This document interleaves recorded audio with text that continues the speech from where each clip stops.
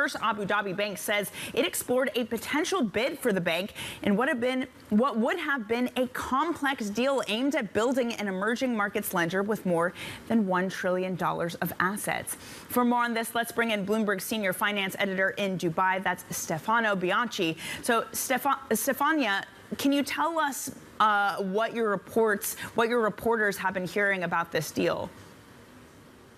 Sure. So we've been speaking to sources, and what they tell us is that FAB, as the bank is known here, was looking at this. They were looking at this for about 6 months. They were working with advisors, so it seems they were fairly serious about this, although they hadn't made a formal approach to Standard Chartered.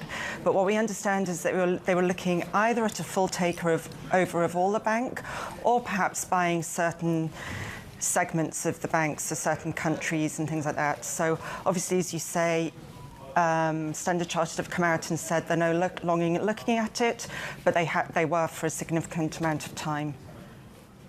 What does this all say about Gulf banks and investors in this current market? I think it really shows the ambition of the banks in this region and also the governments in this region. As we've been reporting for over the past year or so, these governments have been buoyed by record oil prices, and this has really given them the financial firepower to look not only within the region, but to look globally. And I think this really demonstrates that nothing is off the table.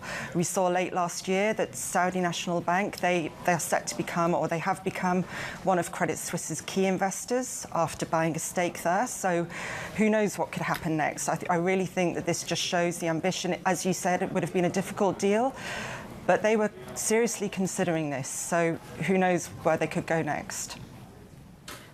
Too bad. I was hoping you could tell me that, Stefania. I mean, I do wonder, do you think it is likely, does it seem likely that StanChart will find a buyer in the Middle East?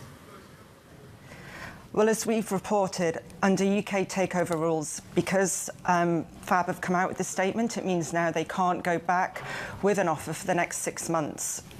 Except under exceptional circumstances. So really it leaves us, wondering what will happen next. Will FAB then go and look at another target, or will Standard Chartered become a target for other players in not only in this region, but in other regions? So obviously we'll try and report what we can and what will happen next.